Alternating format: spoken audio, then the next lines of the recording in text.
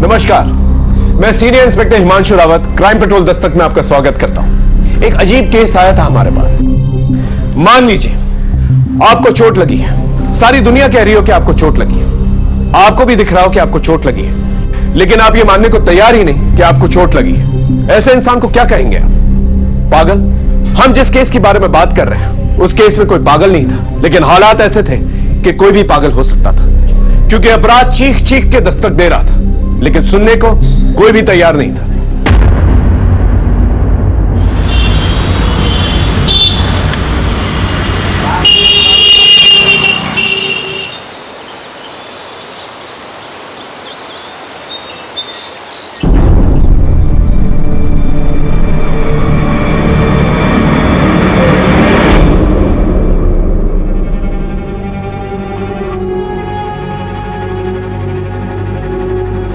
निशा, शाम को मार्केट से क्या क्या लेना है?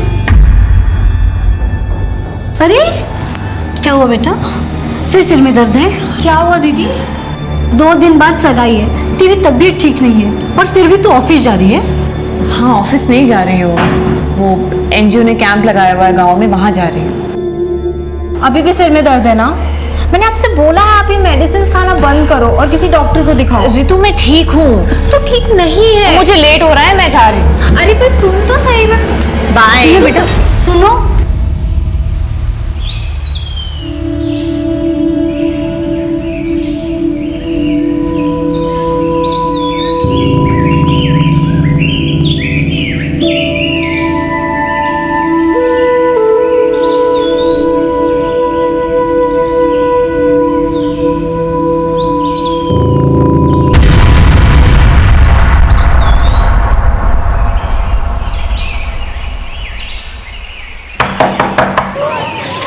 नमस्ते दीदी। कैसी हो सलमा?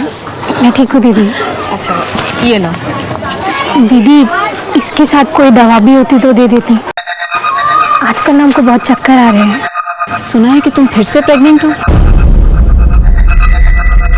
अगर सही टाइम पे अपने पति को रोकती ना तो आज ये दिन नहीं आता सलमा। पहले से ही 3 बच्चियां हैं तुम्हारी और अब ये चौथा। अपनी सेहत पे ध्यान नहीं दोगी ना तो किसी दिन मर जाओगी।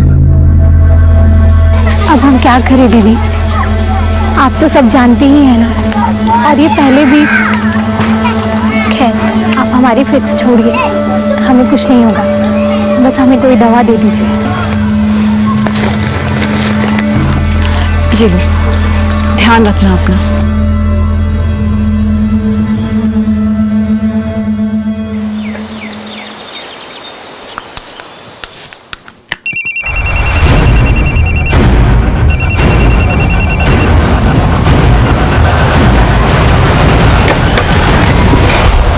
क्या हुआ माँ? मुझे यहीं कहीं से मोबाइल की आवाज आई। माँ आपके कान बज रहे हैं। क्या आपने मोबाइल दिलाया जो बजेगा? जब तक हाई स्कूल पास नहीं कर लोगे ना, मोबाइल नहीं मिलेगा। चलो अभी ट्यूशन जाओ, जल्दी से, ट्यूशन के लिए लेट हो रहा है। चलो चलो चलो। हाँ हाँ जा रहा हूँ।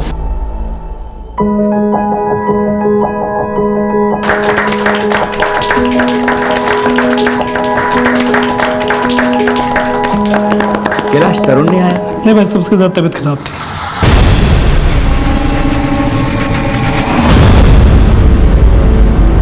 आइए सब लोग मुंह मीठा कर लीजिए।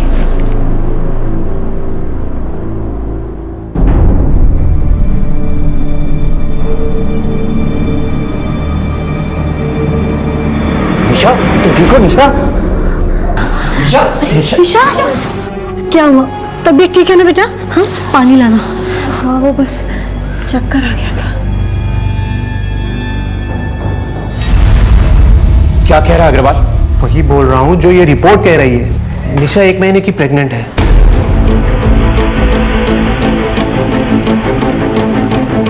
सुशील, तुम्हें ठंडे दिमाग से काम लेना होगा। पापा, अजीत, मैं सच कह रही हूँ। मुझे सच में नहीं पता कि रिपोर्ट्स में ये सब कैसे आ गया। मैं प्रेग्नेंट कैसे हो सकती हूँ पापा? मैं सच कह रही हूँ, मैं ऐसा कभी नहीं कर सकती। एक तो तुमने हमारी नाक कटवा दी, ऊपर से तुम दोनों मिलकर ये नाटक कर रहे हो। मैं इसको क्या समझता था और ये क्या? आप मुझे क्यों ब्लेम कर रहे हैं अंकल?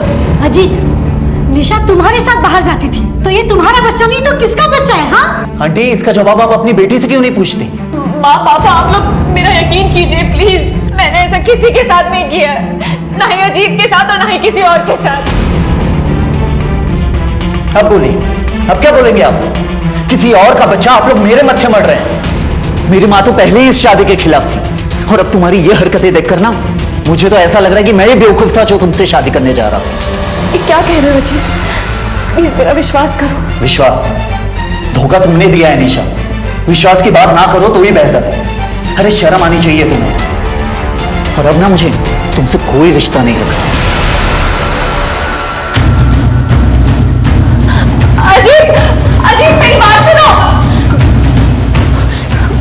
पापा दीदी की तबीयत खराब है, और वैसे भी ये भी तो हो सकता है कि डॉक्टर ने रिपोर्ट्स गलत दे दी हो। पापा तू मुझे समझाएगी क्या सही और क्या गलत? तू जानती थी ना सब इसके बारे में? बोल निशा, तू बता किसके साथ मुंह काला किया तूने?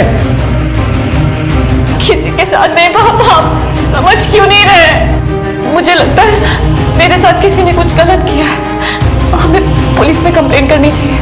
दिमाग खराब हो गया तेरा? क्या बताएगी पुलिस को कि कोई भूत आया था और उसने ये सब किया है तेरे साथ? एक बात कान खोल के सुन ले, ये रिश्ता टूटना था, टूट गया। तो मैं और बेइज्जती बर्दाश्त नहीं करूंगा। परसों डॉक्टर का अपॉइंटमेंट है, इस बच्चे का अबॉर्शन करो और ये किस्सा यहीं खत्म करो।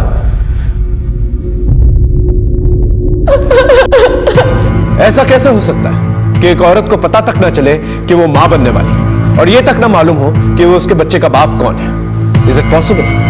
ये एक ऐसा सवाल था जो हमें शॉक कर रहा था, और जो जवाब हमें मिला वो और भी शॉकिंग था। खतरे की दस्तक घर की चौखट तक पहुंच चुकी थी, जो सबको सुनाई दे रही थी, लेकिन इससे पहले कोई कुछ सोचता समझता, एक खतरनाक मोड़ आ गया।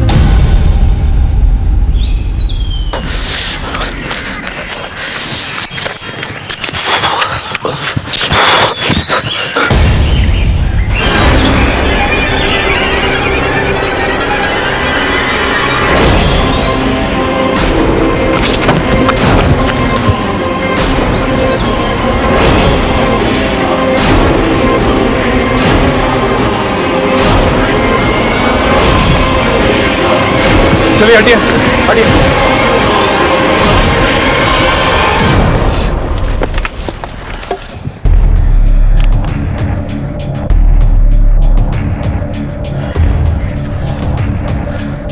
आसपास अच्छे से चेक करो। लाश को सबसे पहले किसे देखा? सर मैंने देखा सर। यहाँ क्या कर रहे थे इस वक्त? सर मैं सुबेरे हल्का होने आया था सर। सर गला घोट के मारा गया।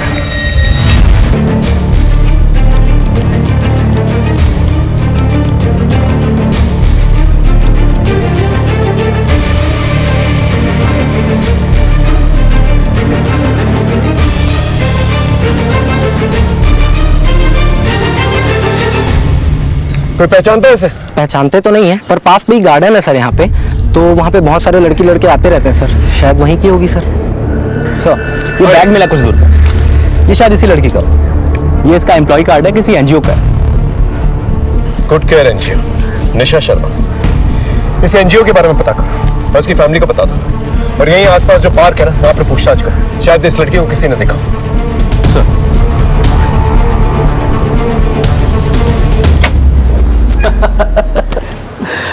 अरे सॉरी। अरे कोई बात नहीं, थैंक यू। Thank you.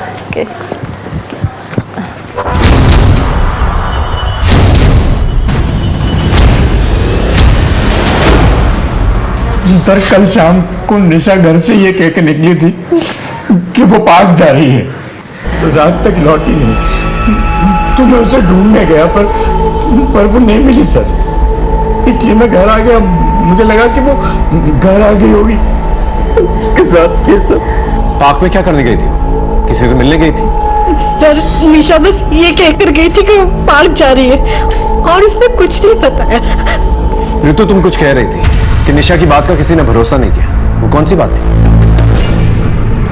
वो प्रेग्नेंट थी सर।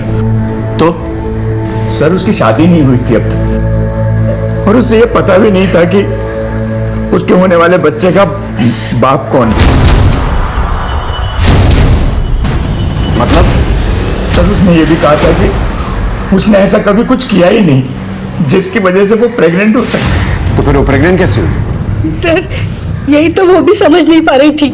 उसका कहना था कि किसी ने कुछ खिला पिला कर उससे ये सब किया है, पर हम लोग उसकी बात पे भरोसा नहीं कर पाए। हम भरोसा कर भी लेते तो कोई और करता कैसे? अजीत से उसकी शादी भी इसीलिए टूट गई। आप लोग को हमारे पास आना चाहिए था।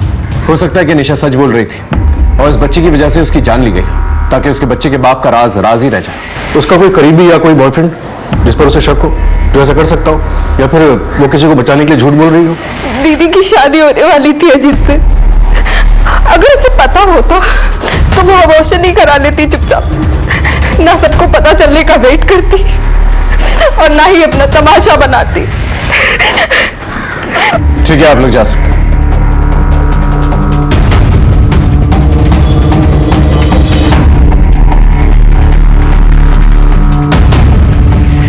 सर, जिस जगह निशा की लाश मिली वो जगह पार्क के काफी नजदीक है। मैंने पार्क के स्टाफ से चेक किया, लेकिन किसी ने भी निशा को नहीं पहचाना।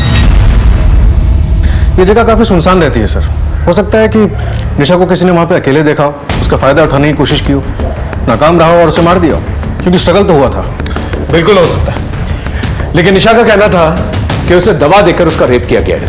अगर एक सेकंड के लिए मान भी ले कि वो सही कह रही थी, अगर वो पुलिस के पास आ जाती तो पता नहीं किस इंसान का राज फाश हो जाता। सर, आपका कहना है कि किसी ने राज को राज रखने के लिए निशा को पार्क में बुलाया और हमेशा के लिए उसे खामोश कर दिया? फिलहाल हमें सारे ऑप्शंस खुले रखने होंगे पार्टनर। एक काम करो, निशा के कॉल रिकॉर्ड चेक करो, देखो किसके कांटेक्ट में, उसके एनजीओ से भी चेक करो, और उसके मंगेतर, क्या नाम है उसका? अजीत सर। उसको बुला के लेके आओ। सर। सर मैं ऐसा क्यों करूंगा? और निशा के साथ मेरा कोई फिजिकल रिलेशन नहीं था, और अगर सर ऐसा कुछ होता भी तो मैं अपने ही होने वाले बच्चे को क्यों नहीं एक्सेप्ट करता? हो सकता है तेरा मन भर गया उससे। सर, जब निशा ने खुद ये बात एक्सेप्ट किया है कि उसे खुद नहीं पता, मैंने ऐसा किसी के साथ नहीं किया है, ना ही अजीत के साथ और ना ही किसी और के साथ। तो आप मेरे मत्थे क्यों ये बात डाल रहे हैं? क्योंकि वो तुझ पे भरोसा करती थी, और इस भरोसे में तू उसे कुछ भी खिला के उसे एक्सप्लॉइट कर सकता था, और जब तुझे पता चला कि वो तेरा राज फाश कर देगी, तूने उसे हमेशा के लिए खामोश कर दिया। बकवास है ये सब। सर, मैं अपनी होने वाली बीवी के साथ सेक्सुअल असॉल्ट कैसे करूंगा? आखिरी बार कब मिला था निशा से? सब वो एंगेजमेंट के अगले दिन, जब मुझे निशा के प्रेगनेंसी के बारे में पता चला। ठीक है, अपने डीएनए टेस्ट के लिए आ जाना। अब जाओ।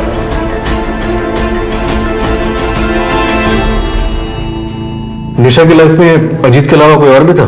जी सर, अजीत से उसकी एंगेजमेंट होने से पहले उसका अफेयर नमित के साथ चल रहा था। नमित? वो भी हमारी एनजीओ का टीम लीडर था।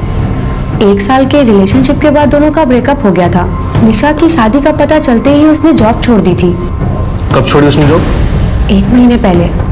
फिलहाल कहाँ जॉब करता है पता है? जी सर। सर, निशा के एक्स बॉयफ्रेंड के नए ऑफिस में बात हुई थी। 22 तारीख को वो देहरादून के लिए निकला था, ऑफिशियल टूर पे। इंटरेस्टिंग। निशा का भी मर्डर 20 तारीख को ही हुआ। और सर, ये निशा के पोस्टमार्टम की प्रिलिमिनरी रिपोर्ट, इसके हिसाब से निशा की बॉडी में हेवी सेडेटिव के ट्रेसेस मिले हैं। इसका मतलब निशा बिल्कुल सही कह रही थी, कोई उसे सेडेटिव्स दे के मोलेस्ट कर रहा था, तभी उसे पता नहीं चला उसके बच्चे का बाप कौन है। इस नमित को उठा के लेके आओ, और सेडेटिव्स का नाम सर्टेन होते ही उसे ट्रेस करना शुरू करो। सर, ये निशा के कॉल रिकॉर्ड्स हैं। इसमें ज्यादातर कॉल तो फैमिली ऑफिस से ही है। सर, जो निशा को लास्ट कॉल की गई थी वो पार्क के पास के गांव जैतपुर से की गई थी। किसने किया था ये कॉल? सर, ये नंबर किसी सलमा नाम की औरत के नाम पर रजिस्टर्ड है।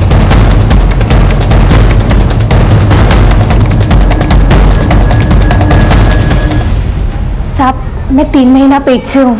उस दिन मैं घर पर ही गिर गई थी। गिरने की वजह से मुझे चोट लग गई, इसलिए मेरी तबीयत भी बहुत खराब हो गई थी। इसलिए मैंने उन्हें फ़ोन किया था दवा पूछने के लिए। दवा पूछने के लिए फोन किया था या यहाँ बुलाया था? नहीं साहब, दवा पूछने के लिए फ़ोन किया था। तो दीदी बोली वो यहीं पास में ही है, थोड़ी देर में खुद आ जाएंगी, लेकिन वो नहीं आई साहब। और कुछ देर बाद मेरी तबीयत भी ठीक हो गई, इसलिए मैंने गौर नहीं किया। निशा तुम्हारे एक फोन कॉल पे इतनी रात को यहाँ आने के लिए तैयार हो गई, क्यों? ऐसा क्या खास था यहाँ? खास क्या होगा साहब, उस दिन यही दीदी की तबीयत खराब हो गई थी घर में, तो बस मैंने। दीदी, दीदी क्या हुआ? आप ठीक तो है ना? बैठिए बैठिए, मैं पानी लेके आती हूँ।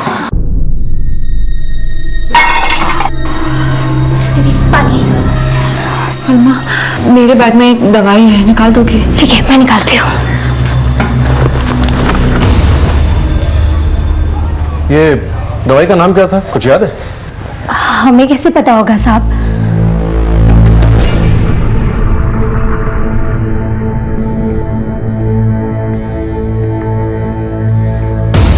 पर हाँ साहब, नीली गोली थी एक। हो सकता है सर, इस दवा के ट्रेसेस निशा की बॉडी से मिले हो। नहीं, निशा ऐसे सेडेटिव्स क्यों लेगी जो उसे बेहोश कर दे? और उसने दवाई यहाँ आकर खाई थी, और अगर वो सेडेटिव्स के बारे में जानती भी थी तो वो यहाँ खाकर यहाँ बेहोश होती। निशा के घर जाकर पता करना पड़ेगा।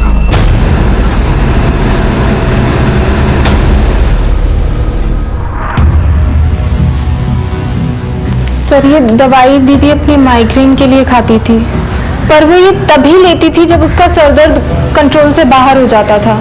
एसिड ड्रम किसने रेकमेंड की थी दवाई? सर ये दवाई निशा बहुत टाइम से ले रही थी और हमारे एक फैमिली डॉक्टर ने इसे रेकमेंड की थी। उस डॉक्टर का एड्रेस चाहिए हमें। ये दवाई लैब में भेजो और देखो सेडेटिव के ट्रेसेस के साथ मैच करती है कि नहीं। जी सर। लेकिन सर हुआ क्या है, कुछ पता चला है क्या? सुशील जी, पोस्टमार्टम रिपोर्ट के हिसाब से निशा की बॉडी में काफी हैवी बेहोशी की दवाई मिली। इसका मतलब वो सही कह रही थी, उसे कोई दवाई खिला के उसका रेप कर रहा था। मुझे लगता है मेरे साथ किसी ने कुछ गलत किया है। और शायद वो वाकई में नहीं जानती कि उसके बच्चे का बाप कौन है। हम चलते हैं। मेरी बच्ची सही कह रही थी, अगर हम उसकी बात पे ध्यान देते ना तो आज वो जिंदा होती। माँ,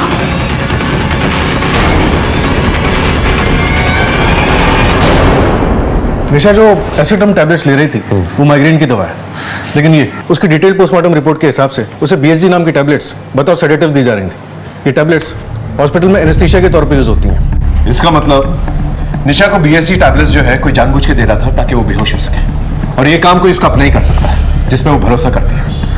अगर ये सेडेटिव्स जनरल यूज के लिए नहीं है तो इसकी सेल और परचेज भी लिमिटेड ही होगी। एक काम करो पांडे, इस सेडेटिव्स के रिटेलर और डिस्ट्रीब्यूटर्स की लिस्ट बनाओ और पता करो कहां का डिस्ट्रीब्यूट किए गए। सर, हाँ यार, निशा का एक्स बॉयफ्रेंड नमित आया है। लेके आओ सर।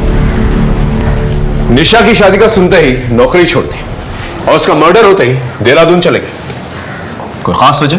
कोई खास वजह नहीं थी सर, दूसरी कंपनी में प्रमोशन मिल रहा था, और रही देहरादून की बात तो वो तो पहले से ही प्री प्लान था। प्री प्लान था या प्री प्लान किया? सर आप मुझ पे गलत शक कर रहे हैं। हमारा ब्रेकअप जरूर हुआ था, लेकिन मेरे दिल में निशा के लिए ऐसा कुछ भी नहीं था। वो बहुत ही अच्छी लड़की थी। तो ब्रेकअप क्यों किया? सर वो नमित, समझ में नहीं आ रहा है क्या ना मतलब ना? एक तो तुम्हारे नखरे चलो, ये ना करो वो ना करो, जॉब ना करो, ऊपर से ये सब। तो क्या झेल रही हो मेरे नखरे? अगर इतनी प्रॉब्लम है मुझसे तो खत्म करो ना सब। जब रिश्तों में मिलावट आ जाए ना तो ऐसे रिश्ते खत्म हो जाना ही बेहतर है। सर रिश्ता खत्म होने के बाद मुझे अपनी गलती का एहसास हुआ और मैंने निशा से माफी भी मांगी थी और निशा ने मुझे माफ भी कर दिया। माफी मांगकर कोई भी रिश्ता फिर से कायम किया जा सकता है, लेकिन जब तुझे पता चला कि वो प्रेग्नेंट है, तूने हमेशा के लिए उसे खामोश कर दिया। 1 साल का रिलेशन था हमारा, जब उसने मुझे तब अपने पास नहीं आने दिया तो अब क्यों आने देती? इतनी अच्छी लड़की के साथ ऐसा कौन कर सकता है? जानता है किसी को? सर जहां निशा की लाश मिली थी उसी गांव में हमारा 2 महीने पहले एनजीओ का कैंप लगा था। वहां पर तूने बच्ची के हाथ में ये दिया, आके मुझसे पूछा कि अब्बू इसका क्या कहते हैं? बोल, 10 साल की बच्ची है, क्या जवाब दूं इसका मैं? बोल। अरे पर लोगों में जागरूकता होना भी जरूरी है। मैडम जी आपकी जागरूकता गई तेल लेने। अगली बार से अगर मेरी बीवी या बच्ची के आसपास नजर आई तो काट के नाले में फेंक देंगे, समझी? कौन सा गांव था? जैतपुर। ठीक है, तुम जा सकते हो। डीएनए टेस्ट के लिए सिविल हॉस्पिटल पहुंच जाना। हम निशा के मर्डर तक पहुंचने के लिए कड़ी से कड़ी जोड़ रहे थे और एक नाम सामने आया, जावेद। लेकिन जावेद तक पहुंचने से पहले ही एक ऐसा मोड़ आया जिसने हमें भी चक्रव्यूह में डाल दिया। अरे कोई है बाहर? दरवाजा खोलो। रितु, अरे कोई है बाहर? तुम्हें किसने बंद किया? और रितु कहाँ है? मुझे नहीं पता, मैं खुद कब से रितु को आवाज लगा रही हूँ। रितु!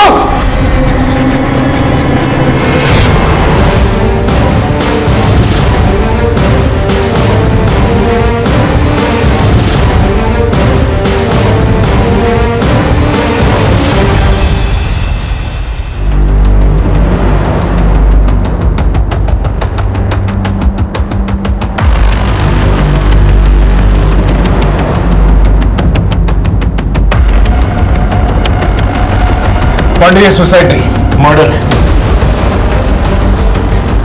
मार्क्स जो है ऊपर की तरफ नहीं बल्कि साइड में जा रहे हैं, यूं देखो, पैरेलल। इसका मतलब इसका गला घोंट के मारा गया है और फिर बाद में फांसी पर लटकाया गया ताकि सुसाइड की शक्ल दी जा सके। पांडे घर का हर एक कोना छान मारा और बॉडी को पोस्टमार्टम के लिए भेजना। सर चलो।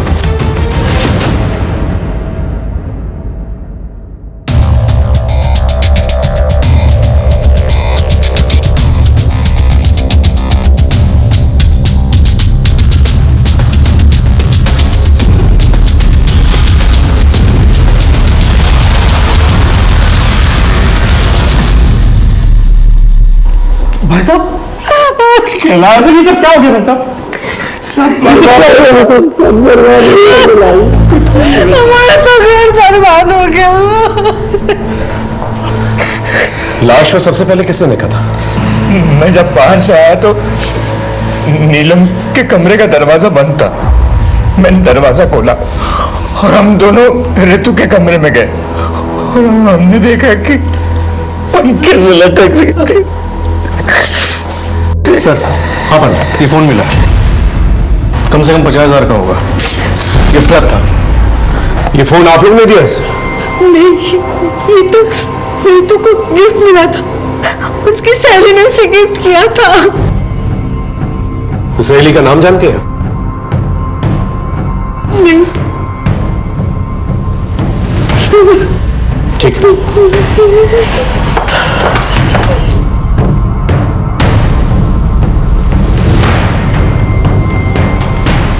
ऋतु को पूरा यकीन था कि निशा बिल्कुल सच बोल रही थी। इसका मतलब ऋतु को मालूम था कि कुछ ना कुछ हुआ है। इससे पहले वो अपना मुंह खोल पाती, उसे हमेशा के लिए खामोश कर दिया गया ताकि निशा का राज हमेशा के लिए राज ही रह जाए। पांडे, मोहल्ले में पूछताछ करो, शायद किसी ने कुछ देखा। और ये भी पता करो ऋतु की ऐसी कौन सी रईस सहेली है जो उसे इतना महंगा गिफ्ट देती।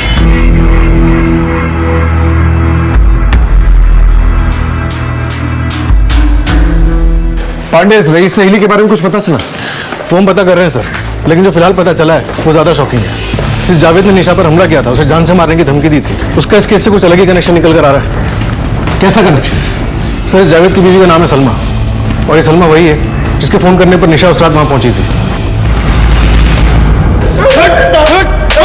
मैंने किया साहब, मैंने कुछ नहीं किया साहब। बोल, बताता हूँ साहब। उसका जो है ना, मेरे परिवार में बहुत ज्यादा दखल हो गया था साहब। उसकी बातें सीख के सलमा कहती थी कि बच्चे ना पैदा करो साहब। हद तो तब हो गई साहब जब उसने मेरी छोटी बच्ची को भी सिखाना चालू कर दिया साहब। बापू साहब, बच्ची का गुस्सा आ गया था साहब। बस इसलिए अपने परिवार से दूर रखने के लिए साहब उसको मैंने धमकी दी थी साहब। दूर रखने के चक्कर में दुनिया से दूर कर दिया उसे? अरे नहीं नहीं नहीं नहीं नहीं नहीं नहीं साहब, नहीं नहीं। आप बताओ, ऐसा करना होता तो 1 महीने पहले करते साहब। सड़ने दो इसे जेल। जब इसे कुछ याद आएगा ना, खुद बकेगा। माफ कर दीजिए साहब, माफ कर दीजिए साहब। सर, आपकी बात सही थी। ऋतु ने सुसाइड नहीं किया, उसका मर्डर करके उसे फांसी पे लटकाया गया था। और एक बात सर, ये ऋतु भी निशा की तरह सेक्सुअली एक्टिव थी। कमाल, ये दोनों बहनें सेक्सुअली एक्टिव थी और दोनों का ही मर्डर हो जाता और माँ बाप को कुछ पता तक नहीं चला। इस ऋतु की बॉडी में सेडेटिव्स मिले हैं क्या? नहीं सर। मतलब इसका भी अफेयर था। हो सकता है कि ये दोनों बहनों का एक ही लड़के के साथ अफेयर था और इसी लड़के ने दोनों बहनों को मार दिया। सर, ऋतु के दोस्तों से बात की थी। हाँ, कोई भी उसके बॉयफ्रेंड के बारे में कुछ नहीं जानता और ना ही कोई ये बता पाया कि वो फोन उसको किसने दिया होगा। कमाल है, उसका बॉयफ्रेंड था नहीं, उसके माँ बाप ने या उसके दोस्त ने मोबाइल फोन गिफ्ट नहीं किया, तो शायद ये फोन उसने खुद ही खरीदा। एक काम करो, मोबाइल फोन के IMEI नंबर से ना पता करो कि मोबाइल फोन कहां से परचेज किया गया और सुशील का DNA टेस्ट करवाओ। सुशील? लेकिन क्या वो ऐसा करेगा अपनी बेटियों के साथ? जिस दिन निशा का मर्डर हुआ था वो पार्क में था और ऋतु की भी लाश सबसे पहले उसी ने देखी। ये प्रेगनेंसी तो एक छलावा है, असल बात तो कुछ और है। ये ऋतु के कॉल रिकॉर्ड्स कब तक आएंगे? शाम तक आ जाएंगे सर।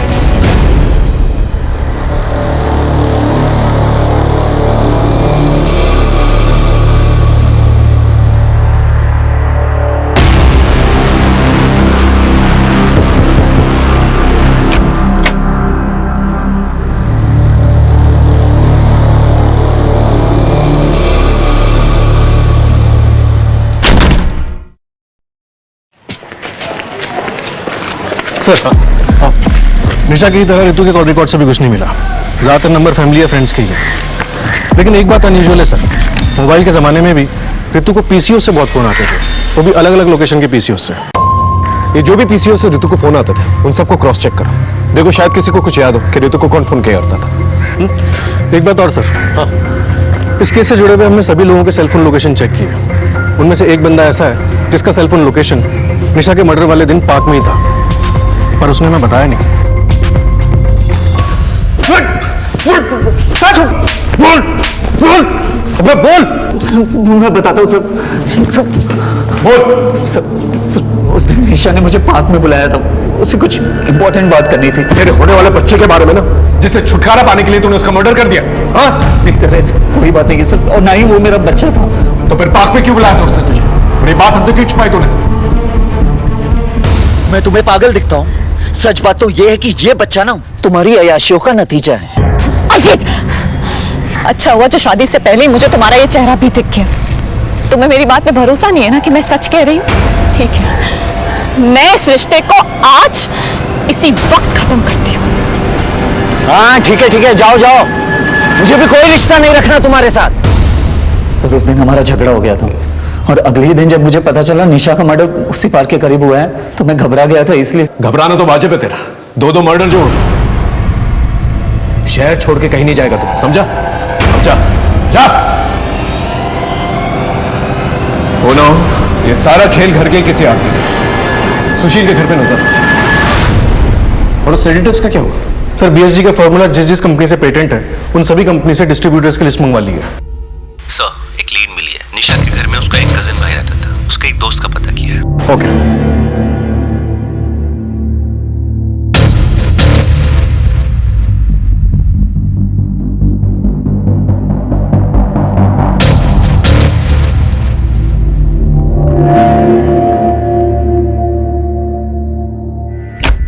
कब से आ रहा तू यहाँ पे? सर मेरा तो इस घर में आना जाना लगा ही रहता है, सारा सामान मेरे यहीं से तो जाता है। क्या हुआ सर? चल आजा, कुछ बातें करनी है। सर 1 महीने पहले तक निशा का कजिन तरुण उनके साथ ही रहता था, मेरा दोस्त बन गया था, मगर 1 महीने पहले निशा ने उसको घर से निकाल दिया था। ये ले अपना बैग पकड़ और निकल यहाँ से। दीदी प्लीज दीदी, ये क्या कर रही है? दीदी आई रियली सॉरी दीदी, प्लीज छोड़ मुझे। दीदी प्लीज। तू तो शुक्र मना कि सब चाचा जी को पता और किसी को नहीं, और हाँ, जिसको जो बताना होगा मैं खुद बताऊंगी, समझ रहा है तू? निकल यहाँ से। दीदी आई रियली सॉरी दीदी, प्लीज अब आगे से कभी नहीं होगा दीदी, सॉरी प्लीज। कोई सॉरी वॉरी नहीं दीदी। ये बैग पकड़ दीदी प्लीज और निकल यहाँ। प्लीज दीदी प्लीज निकल यहाँ से, समझ में नहीं आ रहा है तुझे? दीदी निकल यहाँ से। प्लीज दीदी। तो तू क्या कहना चाहता है? तरुण ने किया है सब? मैं क्या बोलूं? सच बता वरना हलक से ना जुबान निकालूंगा। बोल। सर वो तरुण सर वो पोर्न वीडियो का बहुत शौकीन था, एडिक्ट था एकदम। मेरी ही दुकान से रिचार्ज करवाता और 4 दिन में ही पूरा इंटरनेट पैक खत्म कर देता था पोर्न वीडियो देखकर। मगर उसकी कोई गर्लफ्रेंड नहीं थी। तो क्या? बोल। हो सकता है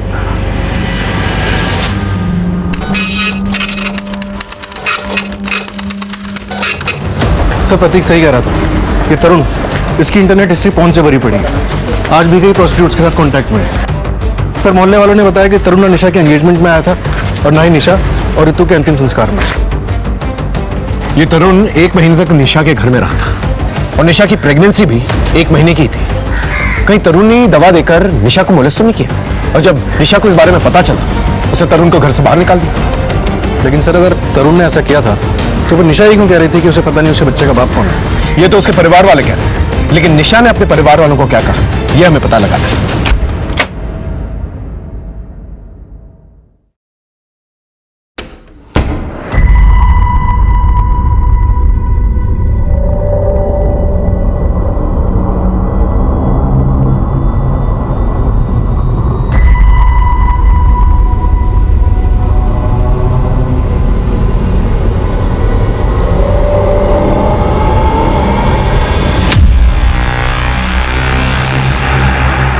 झूठ बोलता है। पूरी इंटरनेट की हिस्ट्री तेरी पॉर्न से भरी हुई है। प्रोस्टिट्यूट के साथ रेगुलर कांटेक्ट में रहता है और तू कह रहा है कि तूने कुछ नहीं किया।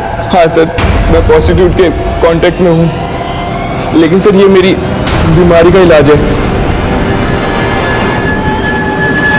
ऐसी कौन सी नई बीमारी हुई है तुझे जिसके इलाज के लिए तुझे प्रोस्टिट्यूट के पास जाना पड़ता है? सर तरुण एक्चुअली सेक्स एडिक्ट है, इसका इलाज भी चल रहा है। डॉक्टर का कहना है कि इस एडिक्शन का सिवाय सेल्फ कंट्रोल के और इलाज नहीं है। और इसीलिए सर मैं प्रोस्टिट्यूट के पास जाता हूँ सेल्फ कंट्रोल चेक करने के लिए। अपने इस एडिक्शन में किस पे हाथ डाला था, ऋतु पे या निशा पे, जिसकी वजह से निशा ने तुझे घर से बाहर निकाल दिया? नहीं सर, इसकी वजह कुछ और ही थी।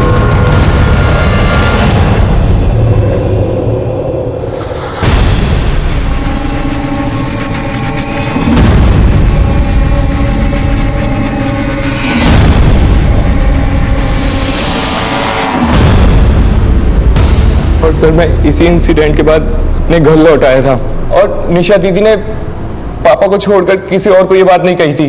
निशा रेड लाइट एरिया में क्या कर रही थी? सर वो तो मुझे नहीं पता, लेकिन जब मैं निशा दीदी के घर में रहता था तो कई बार कुछ अजीब गरीब हुआ था।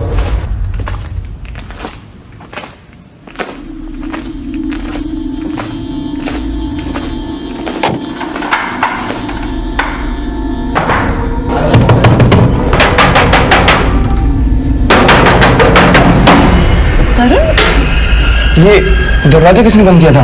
अरे मुझे क्या पता, मैं तो पानी पीने उठी थी, देखा तेरा दरवाजा बाहर से बंद है। दीदी मुझे लगा हॉल में कोई था। पागल है क्या? मैं ही थी और कोई नहीं था। तू जाके सो जा।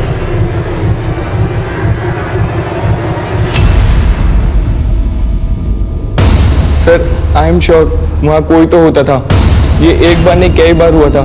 जब भी मेरा दरवाजा रात में बाहर से बंद होता था तो बाहर कोई ना कोई होता था और मेरे रूम का दरवाजा निशा दी या ऋतु में से कोई एक खोलती थी। ठीक है, तुम्हारा डीएनए टेस्ट करना होगा।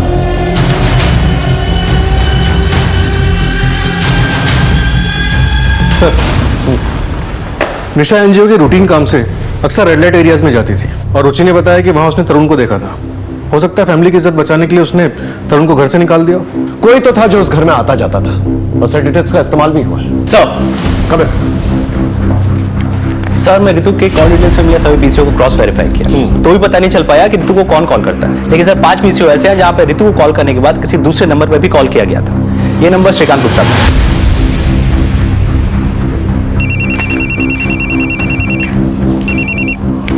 हेलो, ओके सर, बीएसजी के 4 डिस्ट्रीब्यूटर्स में से सिर्फ एक डिस्ट्रीब्यूटर है गाजियाबाद में, मेडोक फार्मेसी। तुम फार्मेसी जाओ। सर। पांडे, इस श्रीकांत गुप्ता के घर जाके देखो। सर। सर ये नंबर तो हमारा नहीं है। आपके आईडी पर रजिस्टर्ड है ये नंबर? मेरे आईडी पे? आप दोनों के अलावा कौन कौन रहता है घर में? सर घर में मैं, मेरी पत्नी और मेरा बेटा, बस।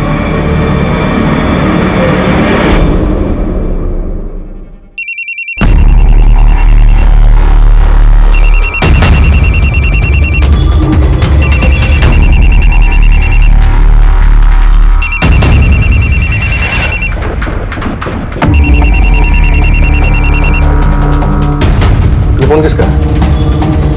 सर फोन का तो पता नहीं, लेकिन ये बैग मेरे बेटे का है।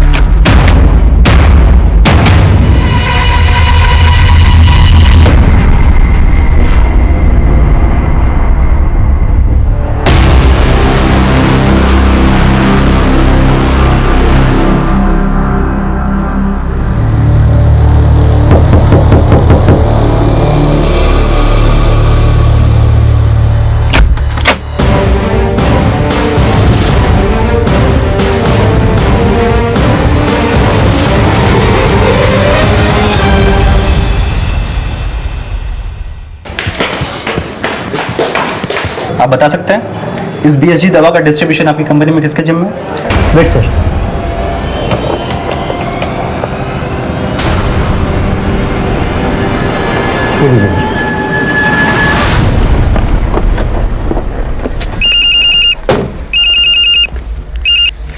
सर उस आदमी की लोकेशन ट्रेस हो गई है जिसके पास मेडॉक कंपनी के बीएसजी मेडिसिन के डिस्ट्रीब्यूशन का जिम्मा था। यह आदमी हाथ से नहीं निकलना चाहिए दीपक।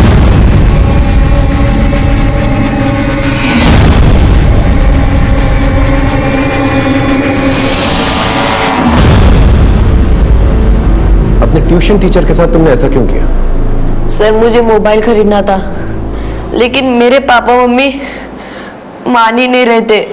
फिर एक दिन वो मुझे पार्क में मिला। उसने मुझसे कहा अगर मैं उसका एक काम कर दूं तो वो मुझे मोबाइल देगा। वो क्या काम करवाना चाहता था तुमसे? सर राहुल को उसने अपनी जाल में फंसा के मुझे ड्रग्स दिलवाए।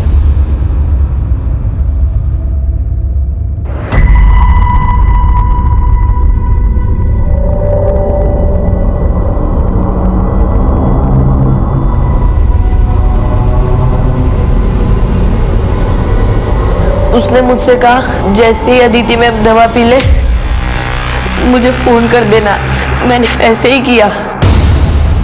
वो मुझे ड्रग्स देकर मुझ पे रेप करता रहा और उसने वीडियोस बना ली और फिर मुझे ब्लैकमेल करता रहा।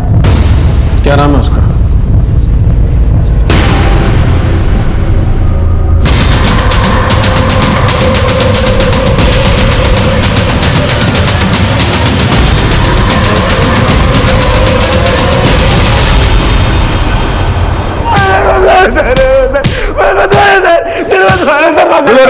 रुको, उठाओ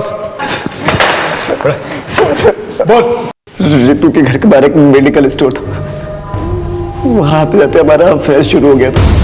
मैंने मेरे और रितु के बीच के कुछ प्राइवेट मोमेंट्स की वीडियोस रिकॉर्ड कर लिए थे। घर में सबके सो जाने के बाद वो सबके कमरों की कुंडी लगा देती थी ताकि कोई भी जागे तो मैं वहां से चला जाऊं।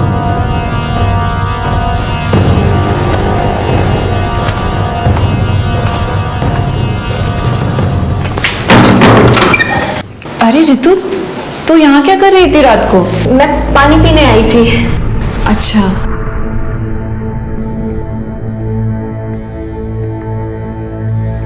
सर निशा की खूबसूरती के आगे रितु कुछ भी नहीं थी। मेरा मन टोल गया था।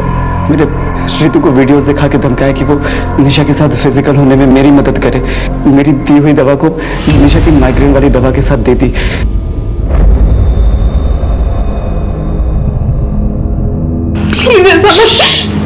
चुप कर। वो नहीं तेरा वीडियो ना अभी तेरे बाप को भेज दूंगा। भेजू? हाँ तो चुप रहे।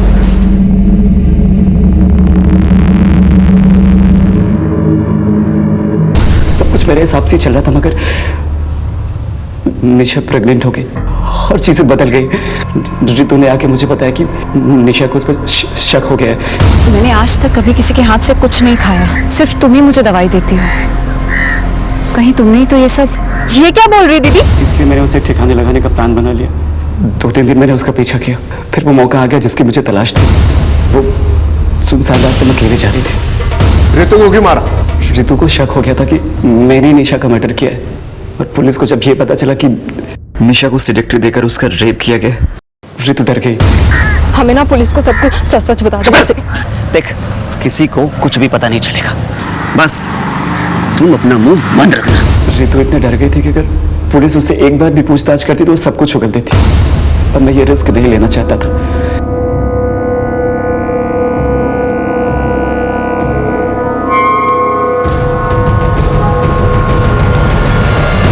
निशा को फंसाने के लिए रितु को मोबाइल गिफ्ट दिया। उस तरह से अदिति को फंसाने के लिए तूने एक 13 साल के बच्चे का इस्तेमाल किया। शर्म नहीं आई तुझे? डर नहीं लगा? मैं अपनी लत से मजबूर था। खुद को बचाने के लिए मैंने अदिति को धमकाया कि अगर उसने किसी को कुछ भी बताया तो उसका भी हाल वही करूंगा जो निशा का किया था। रितु की लाश देखने के बाद अदिति ने सरेंडर कर दिया था। अब सारी उम्र जेल में सड़ते रहे।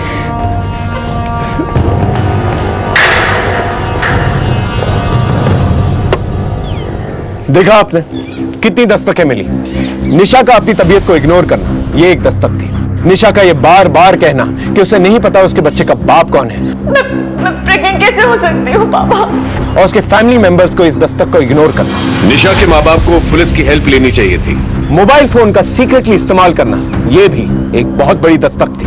बच्चों पे नजर रखना बहुत जरूरी है, क्योंकि कोई भी उन्हें बहला फुसलाकर गलत काम करवा सकता है। अजय ने जब रितु को ब्लैकमेल करना शुरू किया तो वो पुलिस की मदद ले सकती थी, लेकिन वो चुप रही और अजय का शोषण सहती रही, और उसी चुप्पी की वजह से निशा भी अजय का शिकार बनी। इसलिए चौकन्ना रहना बहुत जरूरी है। देखते हैं हमारे आज के एपिसोड की दूसरी कहानी। और यहां से निकलेगा धुआं। खेलो खेलो खेलो, शाबाश शाबाश, ऐसा ही बनाते रहो।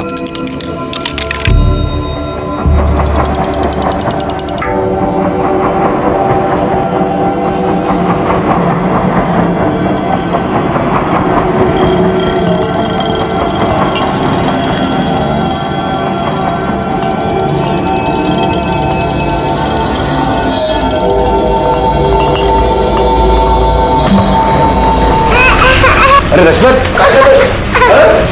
काय झालं? क्या हुआ? नीला, ए नीला, पता नहीं, तो खेल रही थी। क्यों रो रही है? इसने कहीं कुछ खा तो नहीं लिया? अब बोल ना। आकर क्या हुआ? क्यों रो रही है? आई की रिंग यहाँ पर रखी थी ना। आसपास आपने ये तो सुना होगा कि एक छोटे बच्चे ने नाक में कुछ डाल दिया है, मुंह में कुछ डाल दिया है और उसकी अब जान खतरे में है। वो तो बच्चे होते हैं, लेकिन उनको संभालने की जिम्मेदारी हम बड़ों की है। यहाँ जयंत की जिम्मेदारी थी 4 साल की रचना को संभालने की। उसकी लापरवाही की वजह से 4 साल की रचना ने एक डायमंड की अंगूठी निगल ली थी। क्या आप यकीन करोगे, 13 साल पहले हुई ये दुर्घटना आज बहुत बड़े जुर्म की पहली दस्तक थी।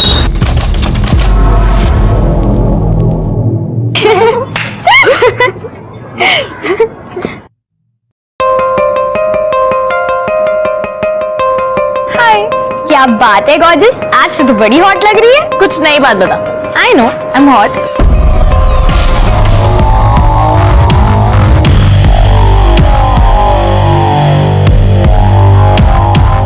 रचना जब 4 साल की थी उस वक्त उसने खेल खेल में एक डायमंड की अंगूठी निगल ली थी। अब रचना 17 साल की होशियार और ब्राइट फ्यूचर वाली लड़की थी। आप सोच रहे होंगे वो अंगूठी गई कहाँ? तो 13 साल से वो अंगूठी रचना के बॉडी में ही थी। ये है अंगूठी।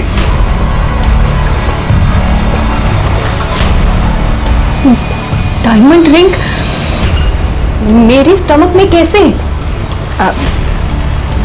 बेटा, वो बचपन में ना तुमने गलती से निगल ली थी। डोंट वरी, उस वक्त तुम छोटी थी तो तुम्हारे ऑर्गन्स डेवलप नहीं हुए थे। उस वक्त सर्जरी करके अंगूठी निकालना तुम्हारे इंटरनल ऑर्गन्स के लिए डेंजरस था, लेकिन अब तुम बड़ी हो चुकी हो। बस एक छोटी सी सर्जरी होगी और अंगूठी बाहर।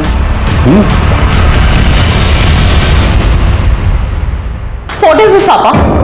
I can't believe this. मेरे पेट में एक डायमंड की रिंग है और आप लोगों ने मुझसे ये बात छुपाई। देखो, हमने ये बात तुमसे इसलिए छुपाई क्योंकि जमाना बहुत खराब है बेटा। अगर ये बात किसी को पता चल जाएगी ना तो तुम्हारी जान को खतरा हो सकता है। तो ये जो रिंग है ये रियल डायमंड की है? हाँ, रियल डायमंड की, और तेरे दादी की पुश्तैनी रिंग है। तो बहुत महंगी होगी। उस जमाने में करीब 3.5 लाख की थी, आज की डेट में 12 से 15 लाख की होगी। लेकिन देख, इस बात को तो किसी से डिस्कस मत करना। हम लोगों ने भी ये बात किसी को नहीं बताई है। हाँ बेटा, आई सही कह रही है। तुम हमें प्रॉमिस करो कि तुम्हारी पेट में डायमंड रिंग के होने की बात तुम किसी को नहीं बताओगी, वरना तेरी जान को खतरा हो सकता है। प्रॉमिस? आजकल तो एक मोबाइल के लिए मर्डर होता है। रचना के पेट में तो 12-15 लाख की डायमंड रिंग थी। क्या ये 12-15 लाख की डायमंड रिंग किसी क्राइम की वजह बनने वाली थी? नहीं, वैसे घबराने की कोई बात नहीं है। माइनर सर्जरी है जी, वो किडनी में से पथरी निकालना है। जी, लेकिन क्या है कि ऑपरेशन है तो फिर पैसे तो लगते ही है ना, इसलिए मैं आपसे रिक्वेस्ट कर रहा हूँ कि प्लीज मेरे ड्यूज जो है वो क्लियर कर दीजिए। जी थैंक यू।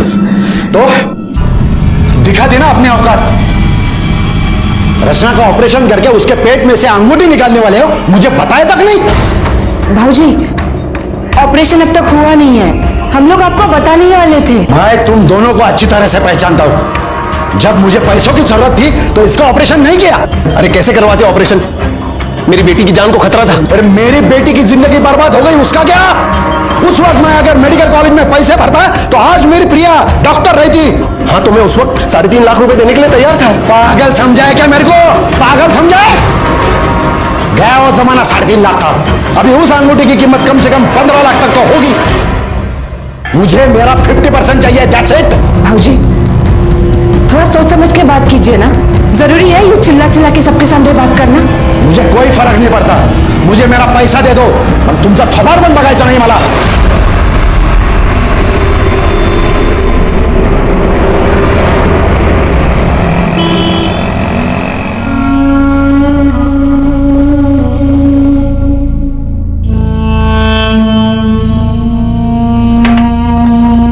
तुला माहिती है ना, शिरीष तो शुरू से ही ऐसा ही है। तू ज्यादा सोच मत। कैसे न सोचू दीदी, बता। मेरी बेटी का ऑपरेशन होने वाला है, उसकी जान को खतरा है, मगर किसी को कुछ नहीं पड़ी है इस बात की। सबको बस इसी बात की पड़ी है कि उस अंगूठी की कीमत कितनी होगी। तुम मत परेशान हो, चाय पी ले, हाँ? सब ठीक हो जाएगा। मुझे ना ये विपिन बिल्कुल पसंद नहीं है, एक नंबर का फ्लर्ट है। तू ना इसके बारे में ज्यादा सोचा मत कर। अरे चिल कर, मैं नहीं सोच रही हूँ। काम कर, तू उसके बारे में ज्यादा मत सोच। अच्छा चल, मैं निकलती हूँ, मुझे जाना है। चल ठीक है, बाय।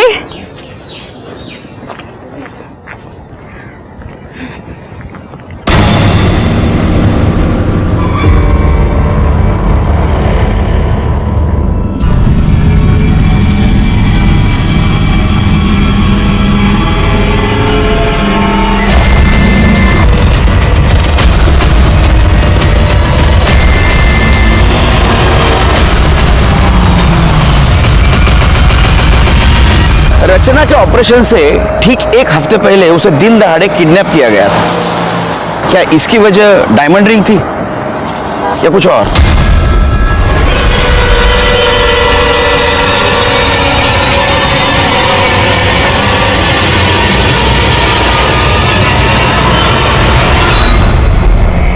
हाँ निकालो निकालो, कुछ अच्छा बना खाना खाने के लिए। हाँ नहीं, हाथ से बनाओ, होटल में से मत मंगाओ। सर हमें आपकी हेल्प चाहिए सर। सर प्लीज हमारी मदद कीजिए। क्या हुआ? मेरा नाम जयन नामले और मेरी बेटी रचना को किसी ने किडनैप किया सर। सर और ये वीडियो भेजा उन्होंने। कितने बजे मिली वीडियो? सर शाम के कुछ 8:30 बजे। और रचना कॉलेज के लिए कितने बजे निकलती है? सर वो सुबह 7 बजे निकल जाती है और 4 बजे तक वापस आ जाती है, मगर आज जब वो वापस नहीं आई तो मुझे टेंशन हुई। मैंने उसको फोन किया सर, मगर फोन भी स्विच ऑफ आ रहा है। उसके दोस्तों से पूछताछ की? सारे दोस्तों को कांटेक्ट किया सर, और हमारी मेड को भी उनके घर पर भेज दिया, लेकिन किसी को कुछ पता नहीं। मुझे किसी ने ये वीडियो भेजा और फिर इसी नंबर से फोन कॉल भी आया।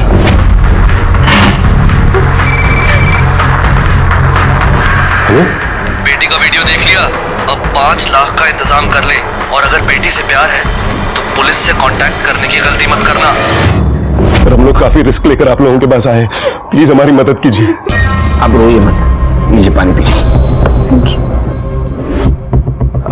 जिसका आपको कॉल आया था उसकी आवाज पहचान सकते हैं आप? नहीं सर। किसी के ऊपर शक यानी किसी के साथ दुश्मनी? ऐसा तो कोई भी नहीं है सर। फिर क्यों किडनैप करेंगे आपकी बेटी को? पेट में सर, उसके पेट में डायमंड रिंग है। क्या?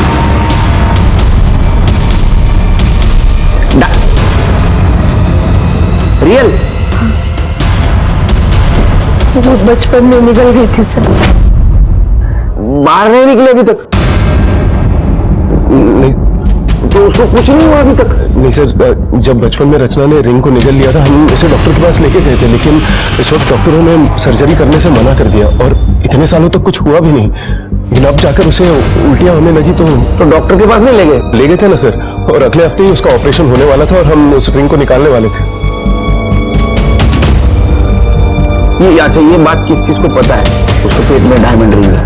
सर हमारे फैमिली डॉक्टर शिंदे को, हमारी मेड रानी को, और नीला की बहन रमा को। शिरीष भाजी और कविता बहनी का भी तो नाम लिया ना? हाँ लेकिन वो तो डायरेक्ट फैमिली हुआ ना, और वो रचना का किडनैप क्यों करवाएंगे?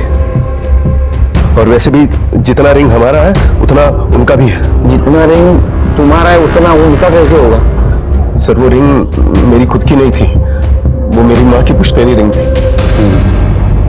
क्या कीमत होगी रिंग की? सर आज की डेट में 15 लाख से कम नहीं होनी चाहिए। 15 lakh?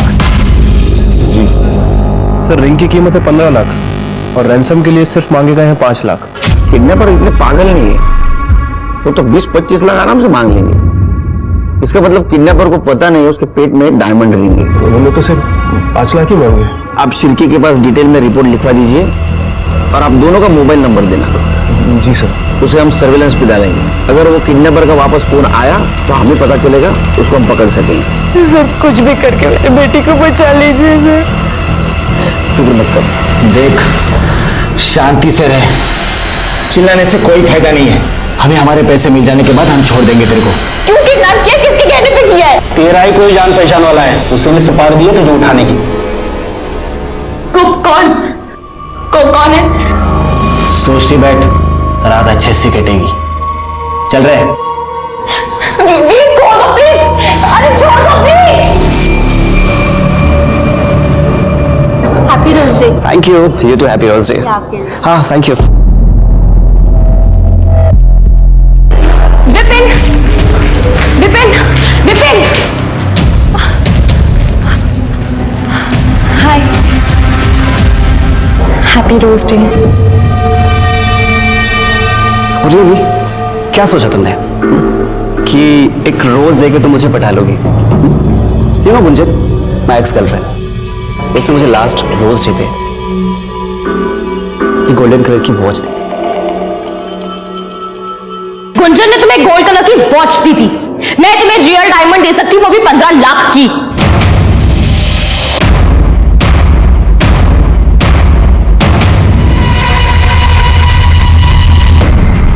Do you even know कि 15 लाख में कितने जीरो होते हैं? ये तुम्हारी रिंग ना 15,000 की भी नहीं है, और ये चीफ स्टफ अपने पास रखो। डायमंड की रिंग मेरे फिंगर में नहीं, मेरे स्टमक में है, जो कि बहुत जल्दी निकलने वाली है। और 15 लाख में कितने जीरो होते हैं ना, ये मुझे अच्छे से पता है। Do you know what? You really don't deserve it. और तुम्हारी और गुंजन की रिलेशन की रियलिटी ना मुझे बहुत अच्छे से पता है। तुम दोनों की लास्ट फाइट की वीडियो है मेरे पास।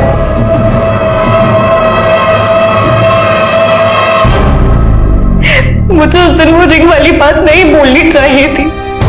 पापा ने स्ट्रिक्टली मना किया था। तुम हमें प्रॉमिस करो कि तुम्हारी पेट में डायमंड रिंग के होने की बात तुम किसी को नहीं बताओगी। काव्या, जब रचना की किडनैपिंग हुई तुम उसके साथ थी ना, तो तुमने तो किडनैपर्स को देखा होगा। नहीं सर, उसका घर ना अलग डायरेक्शन में और मेरा घर अलग डायरेक्शन में, इसीलिए मैं अलग डायरेक्शन में चली गई थी। अच्छा, हमने सुना है कि तुम रचना की बेस्ट फ्रेंड हो, तो रचना की इस कॉलेज में किसी कोई दुश्मनी, कोई झगड़ा, कुछ पता है तुम्हें? झगड़ा टाइप्स तो नहीं हुआ था, लेकिन उससे ना विपिन पे हेवी वाला क्रश था। विपिन? किस टाइप का लड़का है ये विपिन? बहुत ही एरोगेंट और एक नंबर का फ्लर्टियस है, लेकिन उसने रचना को रिजेक्ट कर दिया था।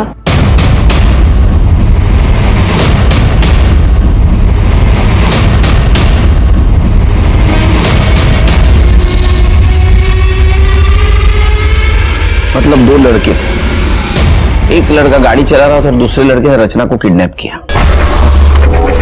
लेकिन ये फुटेज में नंबर साफ साफ नहीं दिख रहा है। अगर एक गाड़ी का नंबर साफ साफ दिख जाता तो केस यही सॉल्व हो जाता सर। पता चल जाएगा शिरकी। एक काम करो, इस रूट पे जितने भी सीसीटीवी है उसका फुटेज चेक करो, उसमें नंबर भी कैप्चर हुआ होगा और ये कौन से रूट पे गया वो भी पता चल जाएगा। वैसे सर, मैंने इस गाड़ी की डिटेल्स पेट्रोलिंग टीम को शेयर कर दी है। अगर ये कोई सिक्योरिटी चेक या टोल नाका क्रॉस करने की कोशिश करेंगे तो वहीं पकड़े जाएंगे।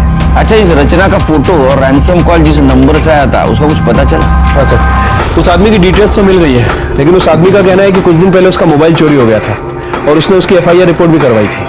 फिर से कोई रैंसम कॉल? नहीं सर, वैसे हमारी एक टीम उसे कंटिन्यू मॉनिटर कर रही है।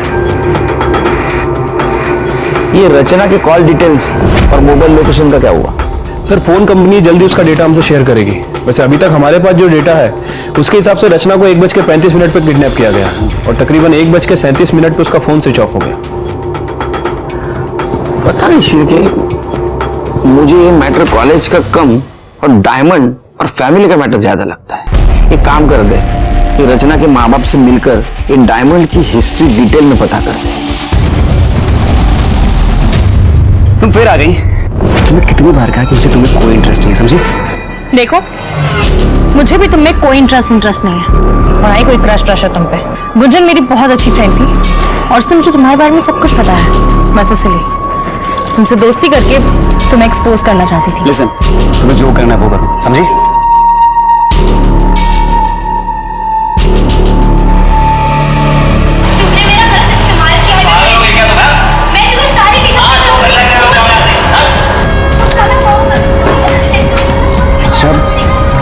ये वीडियो तुमने बनाया? देखो, ये वीडियो ना डिलीट कर दो। गुंजन ना मुझ पे हमेशा झूठे एलिगेशंस लगाती थी। कोई भी वीडियो देखेगा ना मुझे कल्पित समझेगा। प्लीज ये वीडियो डिलीट कर दो।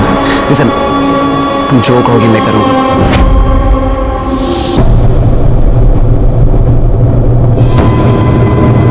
आपका भाई शिरीष और उसकी पत्नी कविता आपके साथ में रहते हैं? नहीं सर, वो पुणे में ही है, लेकिन वो लोग अलग रहते हैं। अरे, आपने तो उस दिन पुलिस स्टेशन में कहा था एकदम फैमिली जैसे। क्या फैमिली जैसे? उनसे अच्छे तो हमारे 100 दुश्मन हैं। अब क्यों चुप है आप? संगत का नहीं, आपके भाई ने क्या किया उस दिन आके? क्या किया था? सर, वो शिरीष दादा को जब रचना के ऑपरेशन के बारे में पता चला तो वो हमारे घर आया और हमसे लड़ने लगा। और किस बात का 50% बाबूजी? हाँ, 13 साल से मेरी बेटी दर्द में है, तेव्हा नहीं आली तुम्हाला आठवण? हाँ, आणि आज जब ऑपरेशन की बात निकली तो दौड़े दौड़े चले आए। समझा दे इसको, बीच में ना बोले, समझा दे। नाहीतर काय? काय? नाहीतर मी स्वतः तिचं पोट फाडेन, रांगोटी निकालूंगा। क्या बोल रहे हो तुम? क्या कर रहे हो? तो क्या कर रहे हो? मेरे घर से निकलो, अभी निकलो यहाँ से।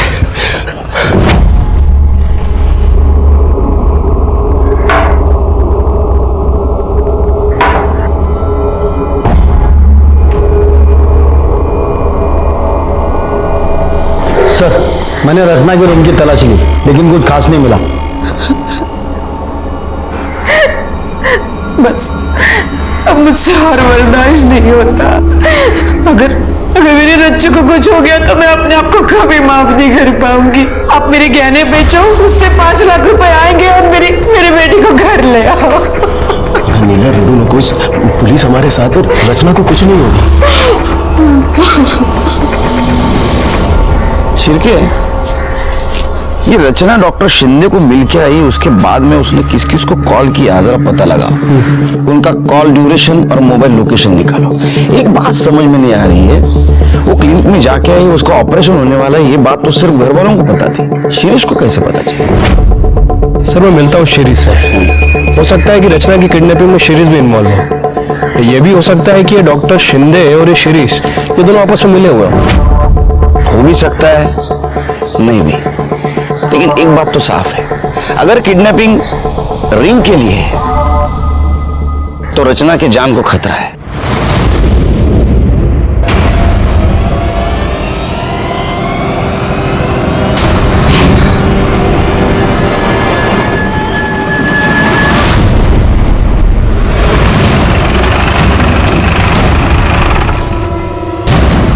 चाय लीजिए।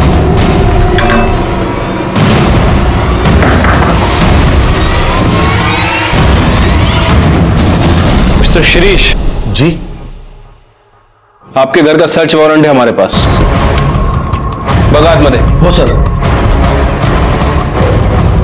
आपको क्या लगता है वो रचना का किडनैप हम लोगों ने किया है? क्यों, नहीं लगना चाहिए क्या?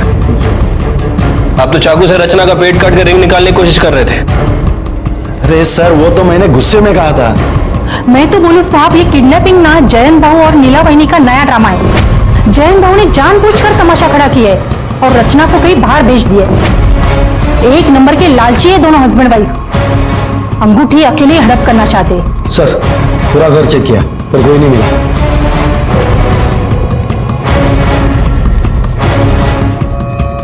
परसों 1 बजे से 3 बजे के बीच कहाँ थे आप? यहीं पे थे सर, घर पे ही थे। आपका नंबर दो। लीजिए, 9967।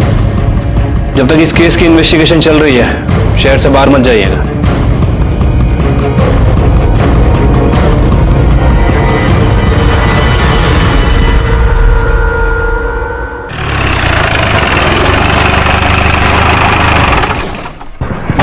सर सुना है कि सिटी कॉलेज से रचना दामले नाम की एक लड़की की किडनैपिंग हुई है जिसके पेट में 15 लाख की डायमंड रिंग है। बहुत सुनते हैं आप, जरा कम सुना करो। सर हमारे सोर्सेस है। तो इंटरव्यू आपके सोर्सेस का लो ना, हमें क्यों परेशान कर रहे हैं? सर आप हमें अवॉइड कर रहे हैं। पुलिस जो भी काम करती है लोगों की भलाई के लिए करती है। जब सही वक्त आएगा हम लोग ब्रीफ करेंगे, अब हमें हमारा काम करने दो। सर प्लीज कुछ तो बताइए। चलिए हटिए। सर सर पीछे हटिए। Sir please sir.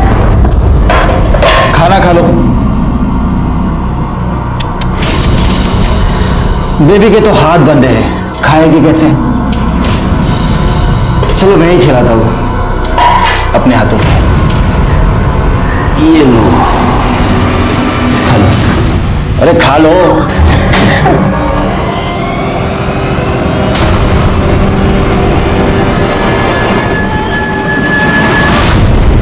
तुझे बोला था ना उसके हाथ खोल देना और खाना खाने के लिए बोलना। अगली बार से कोई बदतमीजी की ना तो मुझसे बुरा कोई नहीं होगा, समझा?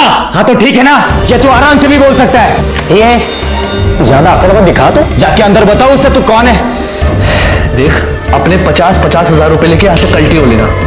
इसके बाद लड़की का क्या करना है वो मैं देख लूंगा। ये शाने दिमाग का बेमत बना। ये क्या है?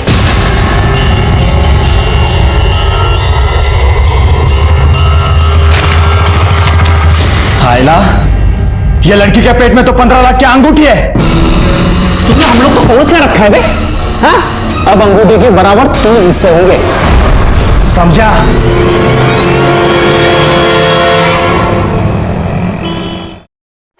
सर ठीक है, ये शिरीष और डॉक्टर शिंदे का कुछ कनेक्शन के बारे में पता चला? हाँ सर, वो डॉक्टर शिंदे का कहना है कि वो उन दोनों का फैमिली डॉक्टर है, इसलिए रचना के ऑपरेशन वाली बात उसने सीरीज के साथ शेयर की थी। और सर एक और इम्पोर्टेंट बात पता चली है, वो डॉक्टर शिंदे का लैब असिस्टेंट पवार जिस दिन रचना गायब हुई है उसके दूसरे दिन से ही छुट्टी पर है। अच्छा, हो सकता है ये पवार भी किडनैपिंग में शामिल हो। तो पवार के बारे में पूछताछ कर। कौन है तू? हाँ? यहाँ पे किडनैप क्यों किया है मुझे? बोलने का कौन है? ना ही जमणार काम खूब है, चल फोन टेव। सर आइए। सर एक काव्या इंदुलकर है, रचना की बेस्ट फ्रेंड। रचना ने इनके साथ एक वीडियो शेयर किया था सर एक लड़का है विपिन दाभोलकर, हमारे कॉलेज में ही है। रचना उसे पसंद करती थी और हमारी कॉलेज में उसकी एक्स गर्लफ्रेंड भी थी। उन दोनों का झगड़ा हुआ था, उसी का ये वीडियो है। एक्चुअली सर विपिन की गर्लफ्रेंड ने बाद में सुसाइड कर लिया था।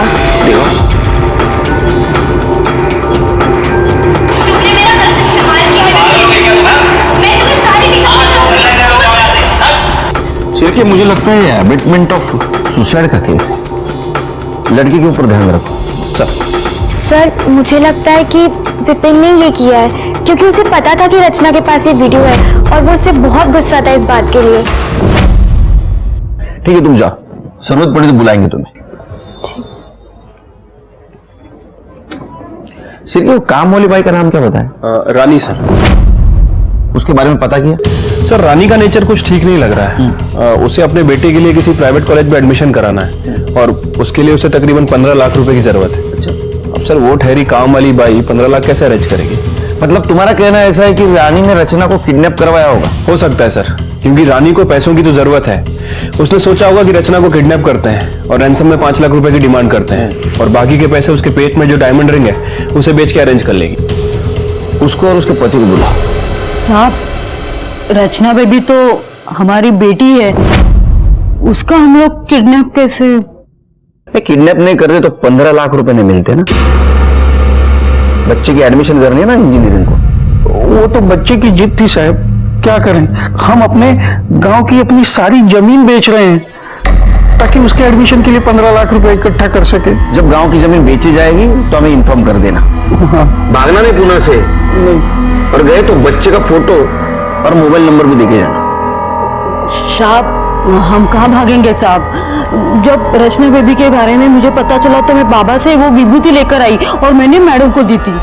अरे देवा, ये अंगूठी की बात बाबा जी को भी पता है? साहब नहीं बताती, वो चमक कर विभूति कैसे मिलती बाबा जी से? उन्होंने बोला था कि माथे पे लगाओ तो अंगूठी अपने आप बाहर आएगी। आगे बाहर? अंगूठी आगे बाहर? अरे बाप रे, पता नहीं ये बाबा जी ने कितने भक्तों को बताया होगा और कितने भक्तों ने रिश्तेदारों को बताया होगा। तुम्हारे पास बहुत वक्त है क्या? निकलो, किसी को बताना नहीं अभी। अरे अंगूठी की बात, जाओ।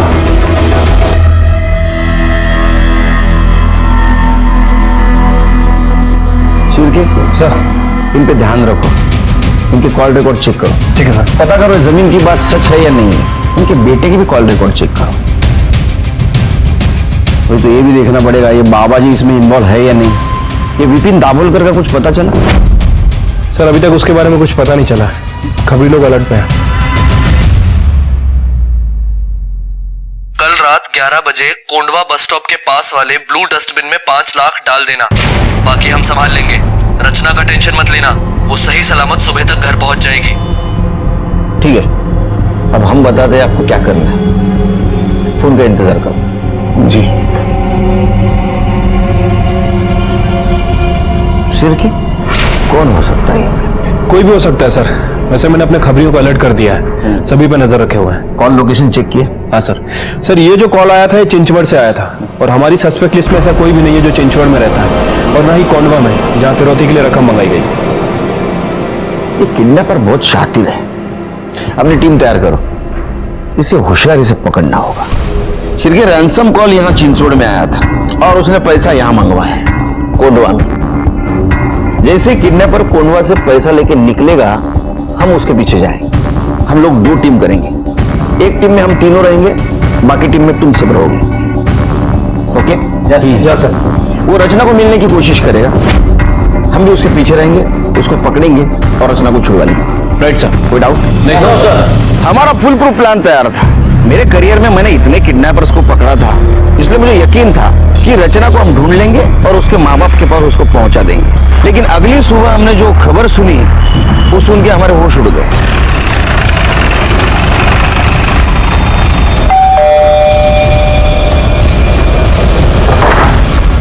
चलो 5 लाख की बैग तैयार है। सर वो प्लान थोड़ा चेंज करना होगा। क्यों? सर वो 5 लाख मैं हम लोगों को सुबह ही दे आया। मतलब? सर वो मेरी बात सुनिए, मैं वो 5 लाख जो है वो किडनैपर्स को दे आया आप लोगों को बिना बताए, क्योंकि कल जब मैं पुलिस स्टेशन से अपने दुकान पर लौटा तो मेरे दुकान वाले मोबाइल पर किडनैपर का कॉल आया।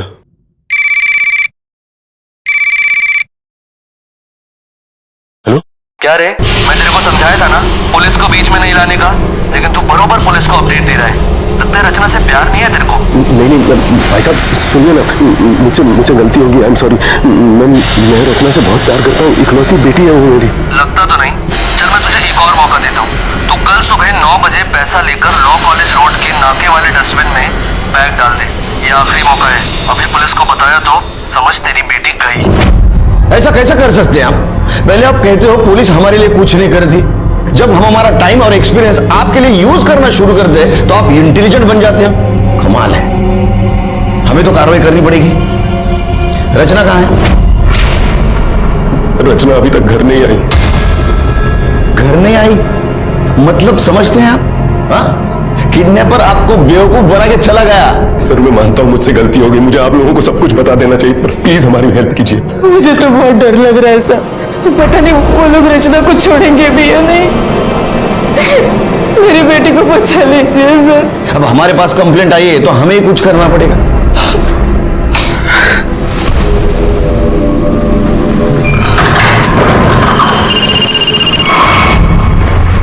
हेलो? हाँ 3 लाख ले गए कुत्ते साले। मैं अभी ये सोच रहा हूँ कि डॉक्टर का क्या करेंगे, उसे कहाँ से देंगे पैसे? अरे आप पैसों की चिंता मत कीजिए डॉक्टर सीधे, हम कैसे भी करके आपके पैसे दे देंगे, लेकिन काम रुकना नहीं चाहिए।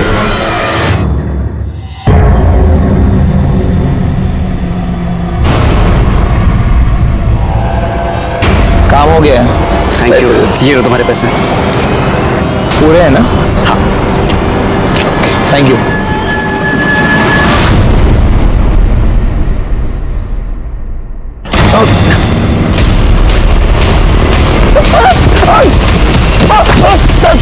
मैंने कुछ नहीं किया।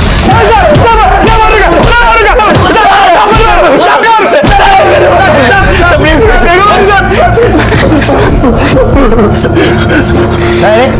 लिख रहे थे तुम दोनों? सर सब कुछ नहीं, वो इसने मुझे पैसे दिए थे, वो लड़की है ना रचना, उसका मोबाइल चुराने के लिए सर। और तूने उसको किडनैप करवा लिया? जी सर। ए बोल। सर मैं माइनर हूँ, मेरे पेरेंट्स के सामने बात करूंगा। माइनर है तू? हाँ? क्या है डेट ऑफ बर्थ? सब याद नहीं? सब 6 में 2018। तो 18 साल का है। कांग्रेचुलेशंस, बड़ा हो गया तू, तो जवान हो गया। हाँ, हवा में उड़ सकता है तू अभी, है ना? क्यों किडनैप करवाया तूने? सब रचना को मैंने किडनैप नहीं करवाया। रचना किडनैप हुई है ये तो मुझे न्यूज़पेपर के थ्रू पता चला है। ठीक है, मान लेते हैं कि तूने सिर्फ मोबाइल चोरी करने लगा उसको। मोबाइल का है? सर वो मोबाइल मैं चोरी करने से पहले ही वो लड़की का किडनैप हो गया। अरे बाप रे। हाँ सर। हाँ? फिर वो पैसे किस बात के मांगे? हाँ? बहती गंगा में हाथ धो लिया?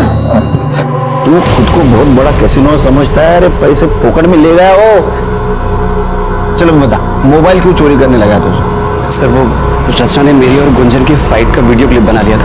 वो मुझे धमका रही थी कि इस वीडियो को वो सोशल मीडिया में अपलोड कर देगी, जिससे लोगों को ये लगेगा कि गुंजन ने मेरी वजह से सुसाइड किया है। गुंजन ने तेरे वजह से सुसाइड किया? नहीं सर, सुसाइड के 1 महीने पहले तक हम दोनों एक दूसरे के कॉन्टेक्ट में ही नहीं थे। ये रचना तेरी गर्लफ्रेंड है? नहीं सर, हम दोनों कॉलेज मेट हैं। वो तो मेरे पीछे पड़ी थी, उसे तो मैंने कई बार अवॉइड किया सर। उसके पेट में डायमंड रिंग थी, पता था तेरे को? यस सर, उसने मुझे खुद ही बताया था। डायमंड की रिंग मेरे फिंगर में नहीं, मेरे स्टमक में है, जो कि बहुत जल्दी निकलने वाली है। हाँ, जैसे तूने इसको मोबाइल चोरी करने के लिए पैसे दिए, वैसे किडनैप करने के लिए पैसे दिए। नहीं सर, मुझे लगा वो झूठ बोल रही है। सर मैं क्रिमिनल नहीं हूँ, प्लीज जाने दीजिए। लगता तो नहीं। चिरके सब रचना मिलने तक इन दोनों को लॉकअप में रख। सर लेकिन सर कुछ किया नहीं सर, कुछ नहीं सर मैंने सभी के कॉल रिकॉर्ड्स चेक किए हैं, लेकिन सर किसी के कॉल रिकॉर्ड्स में कुछ खास नहीं मिला। लेकिन ये जो शिरीष है, इसने ये डॉक्टर शिंदे से कई बार बात की है। तो ऐसा तो नहीं शिरके, अंगूठी को लेकर इन दोनों में कुछ खिचड़ी पक रही है। शिरीष को लेकर इन सब में सबसे कमजोर कड़ी शिरीष है, सही मुंह खोलेगा। हाँ सर, मैंने फोन किया था। सर 13 साल से मैं इस डर में जी रहा हूं कि जयंत तो अंगूठी का पैसा अकेला न हड़प कर बैठे। देखिए ऐसा तो नहीं कि रचना को तुमने ही किडनैप किया हुआ है और डॉक्टर शिंदे से ऑपरेशन करवा के वो अंगूठी खुद हड़पने का प्लान है। नहीं सर, मी असं कशाला करीन? सर नहीं मेरी इतनी हिम्मत है, नहीं मेरी इतनी औकात। सर मैं सच कह रहा हूं, ये सब ना वो जयंत का नाटक है सर। सर जैसे मैंने आपको पहले बताया था, ये दोनों ने मिलकर एक रचना को किडनैप किया होगा और चोरी छुपे वो अंगूठी निकालने वाले होंगे सर। इसलिए मैं डॉक्टर शिंदे के कांटेक्ट में था, ताकि जैसे ही वो अंगूठी निकले वो पहले मुझे आके बताए। मैं सच कह रहा हूं साहब।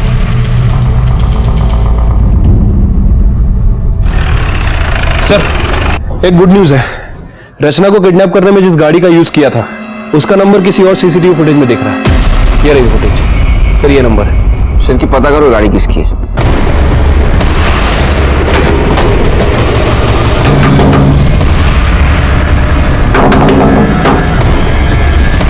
यस, विमल डोनवार आप ही हैं? हाँ जी। ये गाड़ी आपकी है? जी ये गाड़ी तो मेरी है, लेकिन गैरेज में ये बहुत दिनों से पेंटिंग के लिए हुई है। आपके पास गैरेज का रिसिप्ट है?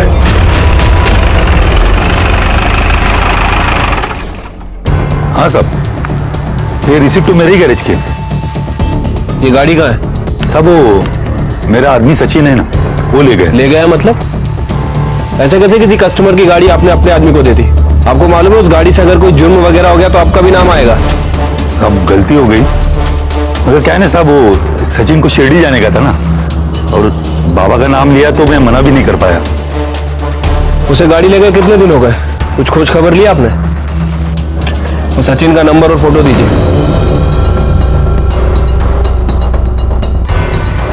नहीं सर, इस लड़के को हम नहीं पहचानते हैं। सर वो जो लड़का गैरेज में काम करता है सचिन, मैंने उसका फोन सर्विलेंस पर डाला था। सर थोड़ी देर पहले उसका फोन चिंचवड़ में ऑन हुआ है, और सर जब से रचना किडनैप हुई है तब से उसका फोन बार बार चिंचवड़ में ऑन ऑफ हो रहा है। मतलब उसका अड्डा है वो? हो सकता है सर, क्योंकि रैंसम का कॉल भी हमें वहीं से आया था। एक काम करो, जीपीएस पे मोबाइल लोकेशन ट्रेस करो, उसकी मदद से उस लड़के तक पहुंच सकते हैं।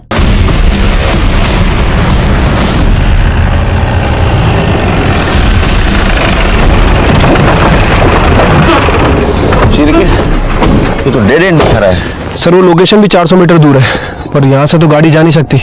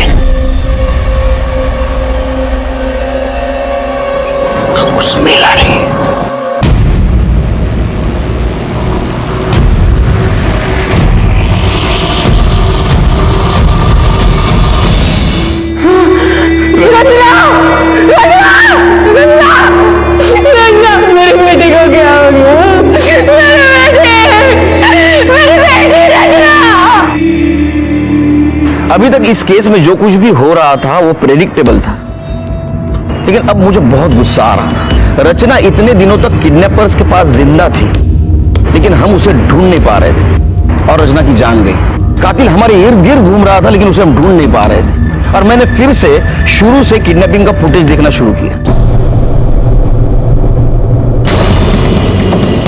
शिरके गाड़ी देखी, ये बाइक देखी, ये बाइक कंटिन्यूसली कार के पीछे।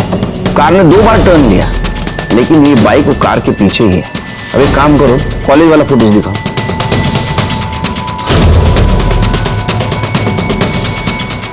तू देखा, सेम बाइक वाला। यहाँ लड़की का किडनैप हुआ है, बिल्कुल रिएक्ट नहीं हुआ। उसने हेलमेट तक नहीं उतारा। नंबर प्लेट पे जूम करो, क्या दिख रहा है? स्टिकर लगा हुआ है। एक नंबर का 420 आदमी है शिरके। इसने स्टिकर जानबूझ के लगाया है ताकि इसे कोई पहचान न सके। मतलब ये भी किडनैपिंग में शामिल है? 100%। इस लड़के तक पहुंचो, केस सॉल्व। पता करता हूं सर इसके बारे में। और रचना का पोस्टमार्टम रिपोर्ट मुझे जल्दी चाहिए।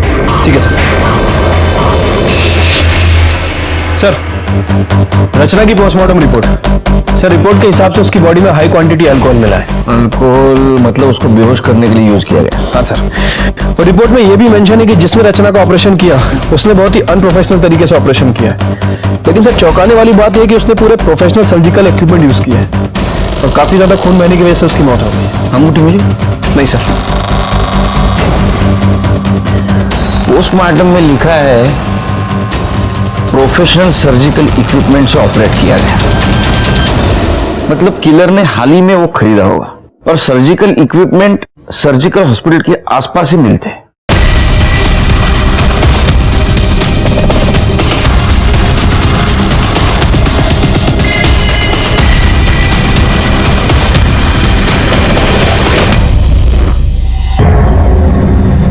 वॉच करो। ये देखिए सर, इसी ने सामान खरीदा। कौन है ये? पता नहीं सर, रचना की फैमिली वालों से पूछते हैं। इसकी इतनी हिम्मत! साहब मैं इसको छोड़ूंगा नहीं। इसने मेरी बेटी को मारने से पहले एक बार तक नहीं सोचा। आपको कुछ करने की जरूरत नहीं, जो कुछ करना है हम करेंगे। उसका मोबाइल नंबर दो।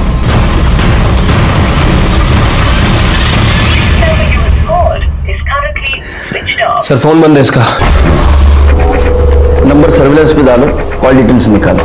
और एक काम करो सर, लड़के की माँ पे नजर रखो। हो सकता है लड़का माँ से कांटेक्ट करने की कोशिश करे।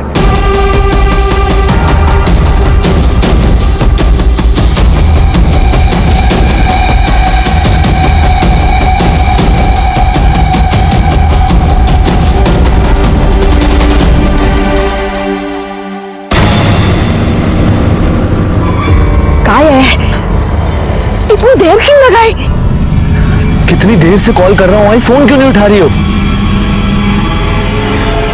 कितने मिस कॉल पड़े हैं? अरे तेरा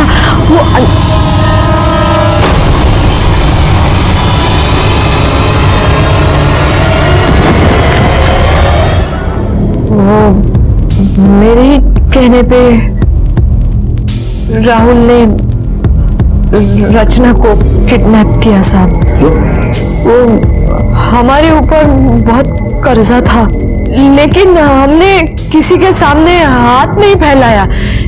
हमारे रिश्तेदारों के सामने भी हमने कभी किसी बात का जिक्र नहीं किया। वो उस दिन नीला घर पे आई थी ना, तो उससे पता चला कि रचना की पेट में अंगूठी है 15 लाख की। तो इसलिए तुमने और तुम्हारे बेटे ने रचना को किडनैप किया और उसको मार दिया? नहीं सर, मैं रचना को मारना नहीं चाहता था, इसलिए तो मैंने 5 लाख की फिरौती मांगी थी कि फिरौती के पैसों से एक अच्छा डॉक्टर बुलाकर उसका प्रॉपर ऑपरेशन करवाऊं। लेकिन सर, मेरे साथ जो लड़के थे, सचिन और उसका असिस्टेंट, जिनकी गाड़ी हमने इस्तेमाल की थी उसकी किडनैपिंग के लिए, उनको अखबार में छपी खबर के जरिए पता चल गया कि रचना के पेट में 15 लाख की अंगूठी है। फिर जब फिरौती की रकम मिली तो उन दोनों ने उसमें से 3 लाख रुपए ले लिए।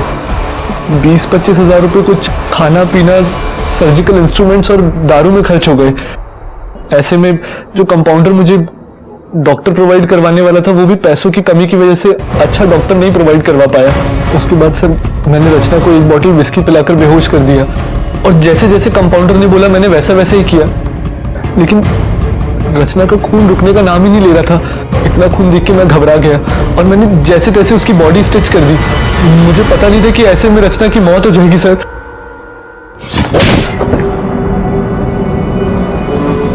लेकिन वो मर गई और तुमने तुम्हारे मौसेरी बहन को मारा। पता है तुम्हारे मौसा और मौसी का क्या हाल है? तुम्हारा क्या हाल होगा? तुम्हें तो पक्की फांसी होगी। तुम भी सड़ोगी जेल में, जिंदगी बदतर होगी मौत से बदतर। 4 साल की रचना ने गलती से डायमंड रिंग निगल ली थी, लेकिन उसको उसकी भरपाई 13 साल के बाद खुद की मौत गंवा कर देनी पड़ी। रचना की मौत बहुत बड़ी सीख है, क्योंकि अगर ये डायमंड रिंग वाली बात जितनी पॉसिबल हो सके उतनी छिपानी चाहिए थी, लेकिन घर बार सब तरफ वो फैल गई और वहीं से शुरू हुआ जुर्म की दस्तक का सिलसिला, जो रचना की मौत पे आके खत्म हुआ। इसलिए दस्तक की आहट को सुनो। मैं सीनियर इंस्पेक्टर सुनील केलकर आप सबसे विदा लेता हूं। फिर मिलेंगे अगले एपिसोड में। तब तक के लिए सतर्क रहिए, देखते रहिए क्राइम पेट्रोल दस्तक। मकसद बताना नहीं, बचाना है। जय हिंद। क्राइम पेट्रोल के ऐसे ही मजेदार एपिसोड्स देखने के लिए हमारे चैनल को सब्सक्राइब करें